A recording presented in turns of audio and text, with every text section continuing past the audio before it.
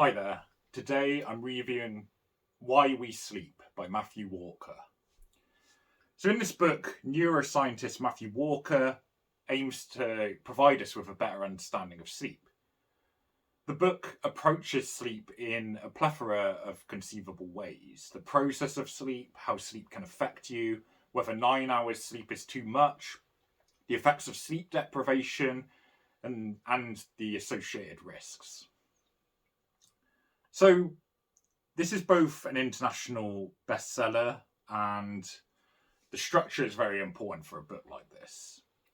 How sleep works is the first chapter, and it covers aspects such as the urge to wake and sleep, and how it's driven by adenosine, I hope I'm pronouncing that correctly, and sleep pressure, known as process S, and obviously circadian rhythm, which is one I think most people are familiar with, also known as wake drive. REM, or rapid eye movement, and non-rapid eye movement sleep. Again, those are aspects that I think a lot of people would have heard of.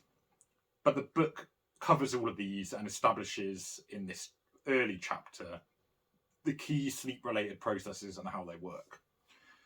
Caffeine and its effect on sleep was included early on as well. And within that chapter, basically establishing the kind of foundations of how sleep works through these processes.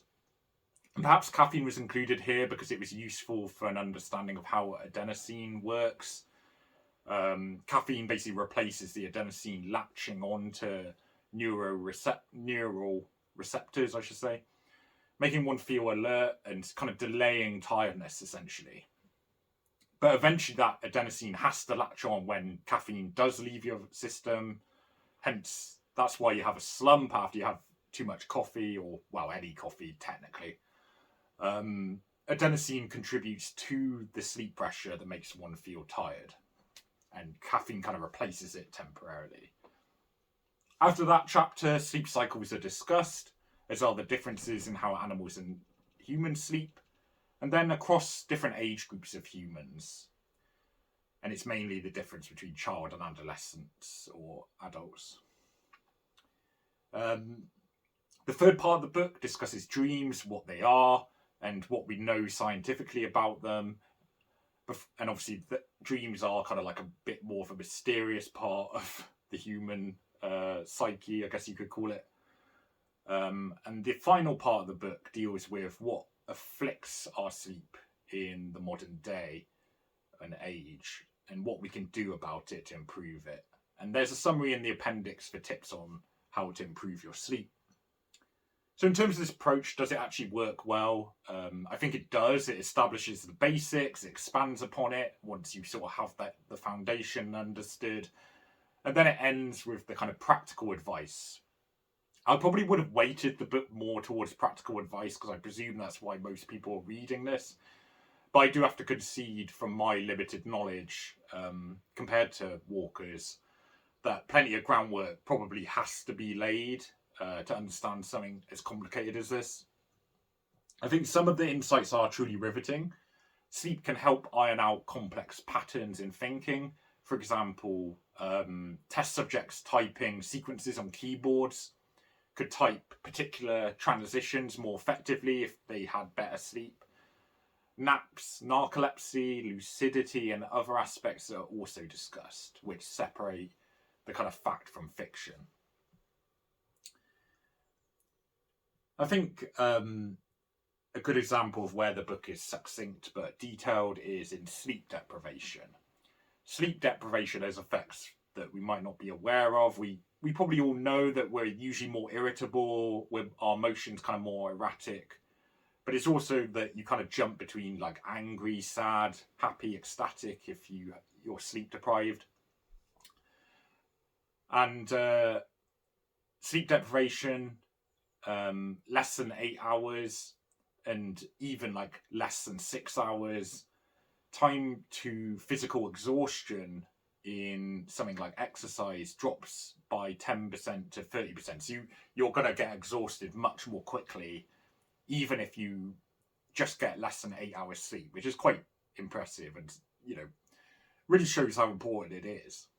Aerobic output, Muscle strength or aspects such as vertical jump height are all impaired when you're sleep deprived. And Walker also ensures to provide you with the specifics. In the case of sleep deprivation, that is basically the sympathetic nervous system, which causes myriad challenges in respiration, immune function, and blood pressure, heart rate. Deficient sleep drives an overactive nervous system, such as that which sufferers of trauma might experience. I rarely felt like Walker was over elaborating. Obviously, this is quite complex science. Examples were usually pretty much getting to the point quickly enough. They included the important scientific information, they explained terminology, and it included relevant anecdotes or experiences, but it definitely favours the scientific viewpoint, which is usually my preference for a book like this. Review of other effects, other than ones I've described, a potential weight retention versus somebody who gets adequate sleep. So there's sometimes surprising effects, I should say, that might occur. Insomnia, bright light, caffeine, alcohol, exercise, all of these are covered, and I could probably continue ad nauseum, so I won't. But there's a lot of breadth and depth here. Similarly, the beneficial effects of sleep, such as on PTSD sufferers, and whether sleep can be used as therapy or to help psychiatrically, is discussed. Dreams, which are perhaps the most mysterious phenomena, are reviewed, and I was glad that Walker included relevant information to Freud or Aristotle, so it's not just a book confined to neuroscience, although obviously it is its focus.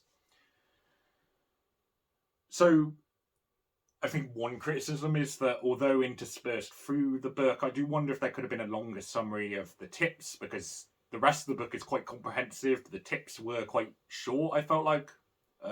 Sleep is quite complicated, so the appendix and conclusion could have been longer, I think. One could argue that the kind of final part of the book, which reviews the common habits and trends of sleeping in the modern day, is kind of an extended conclusion, but I think it could have been wrapped up in a sort of different or more detailed way, perhaps. I think Walker probably went for the simplicity, just to have like a takeaway list, like, get bright light, don't drink caffeine straight away when you wake up, etc. But it's just my take on it. I think it could have been a bit more to it. So in terms of final score, it's certainly detailed, comprehensive, and probably contains everything you could want to know about sleep. But I did find myself losing interest. And perhaps that's a reflection of my preferences than the book itself. But perhaps it could have been a bit more upbeat in places, or the anecdotes slightly more interesting. But it's harsh to kind of dock too many points for that, really. I think it's really rigorous. It's full of great information. It's complex but explained succinctly. And I think you'll get a great understanding of sleep from this book. So I'm giving it 8 out of 10. Really detailed and good overview of sleep there. So definitely a good one if you're interested in that topic. Thanks for watching. Plenty more reviews coming up. And like and subscribe and all that. Cheers.